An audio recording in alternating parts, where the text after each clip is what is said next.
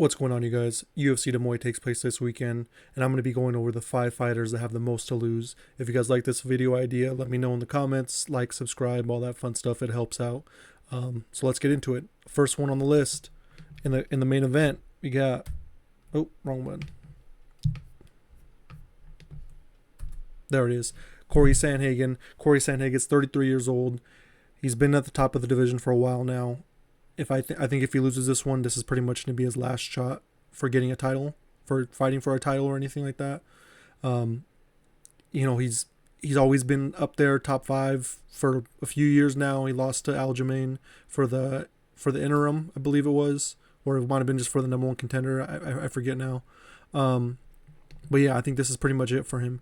It's either this is like nut up or shut up time for him. If he wants to get that belt, if he wants any shot for it. He lost to Umar. And then, he's lost to Peter Yan.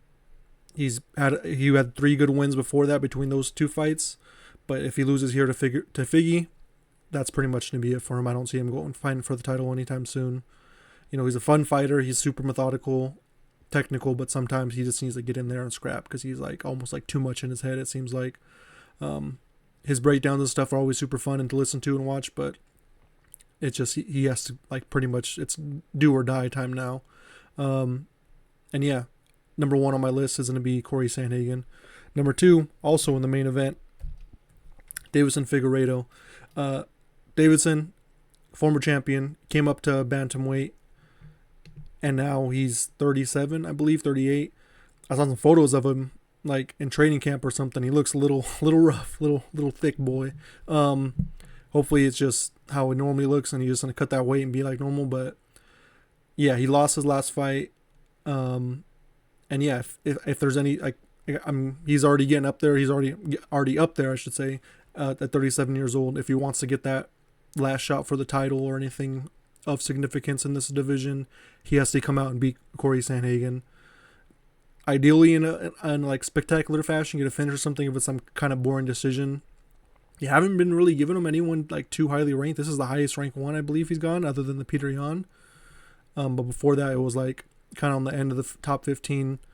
But if he wants to go for that belt or anything like that, this is pretty much the same thing. Almost identical situation. Only thing is that's helping Cory is he has a few more years. Deiveson Figueiredo, he might have maybe a year or 2 left. He's 37. Once you're past 34 at bantamweight, you're pretty much done. And him being 37 is kind of like an anomaly that could come out and maybe do something. If he might be the Volkanovski of the division, where he comes out and wins the belt back at 36 plus or whatever that stat was going around. But yeah, this is pretty much it for him. If he loses this one, I don't know how much longer we're going to see Deiveson here. If he loses, if he wins, I can see him sticking around trying to get pretty much one more shot for the title, one more run. But if not, then that's going to be pretty much it for him. Coming up, number 3. We got Bo Nickal. Bo Nickal, he's 29. He's not too old, but he's getting up there, especially for being a prospect. It's pretty much if he's 7-0, kind of like the hype train. It's either going to come to a screeching halt or he's just going to continue on it, continue to build momentum, do his thing, especially if he wins in a fun fight against RDR, which RDR is usually in fun fights. If he can come out on top, that's a huge win. RDR is really, really good, coming from 1 championship. And yeah, if he can come out and get this dub, that'd be great. But if not, that's going to be a huge back. He's getting thrown back again pretty far, in my opinion. I know they've been trying to build him up and everything, but once you lose that O, it's kind of hard to build back up, especially when you're this hot prospect. A little bit easier in the UFC compared to boxing. Once you lose your O, you're done in boxing almost. UFC, it's a little bit easier, but he has all the hype. He has all the momentum right now. If he comes out and gets slept or something, he gets choked out by RDR, it's going to be just a rough look.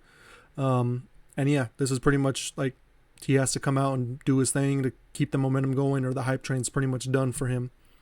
So yeah, that's my number 3 pick for the in this. Next up, Miesha Tate. If I can hit the right button, there we go. Miesha Tate, number 4. She's 38. Came out of retirement just to lose. I don't know what you're really doing here. It's pretty much this is it. if she's gonna make any sort of run, I think that's pretty much it. Like, this is like the last opportunity she might get to make any type of a run here. If she's, she can even get there. Because if she loses, I think she probably just retire again and most likely be done. I don't see her sticking around. I mean, she's probably getting paid good, so she might be sticking around just to fight these cans.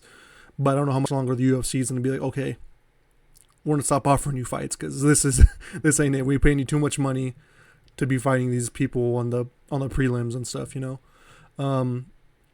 So yeah, Miesha Tate, if she wants to keep making money, maybe go for a belt again.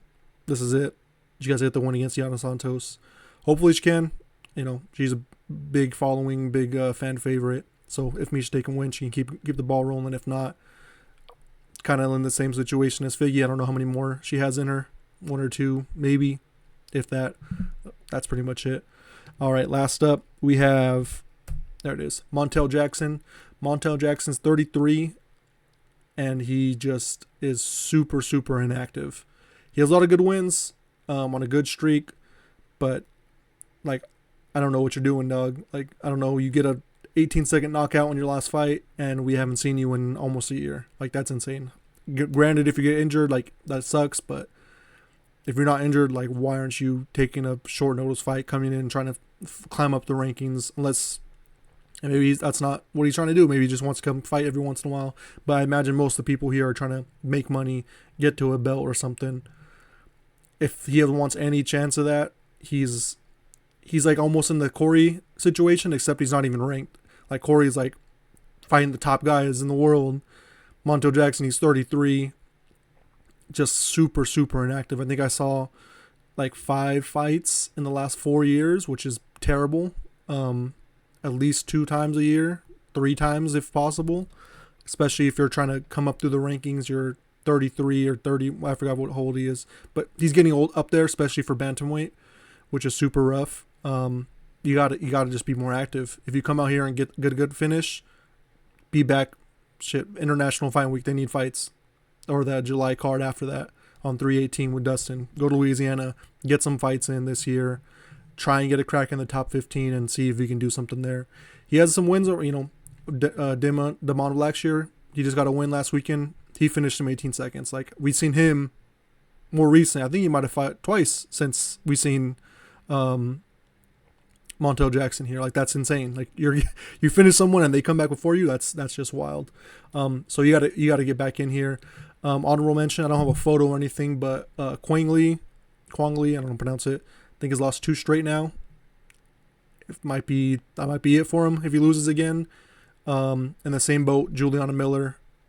You lose, you're probably gonna get cut. Other 2 people, I mean, I just didn't include them in here. Santiago Ponzinibbio versus Daniel Rodriguez. Shit, they both might just retire after that. They're both 38. Like, it might be a wrap for both of them. But yeah, that's all I got for you guys. If you guys like this video idea, I can do this. I did it for 314. I think I might just try to do it every week, make it a weekly thing. But yeah, these are the 5 fighters I think have the most to lose this weekend. We'll see what they can do, if they can, come out and get some dubs, keep the ball rolling for them. And yeah, that's all I got for you guys. Like, subscribe, all that fun stuff. And let me know what you guys think. If you guys think someone else has more to lose, whatever the case is, let me know in the comments below. Thanks, guys.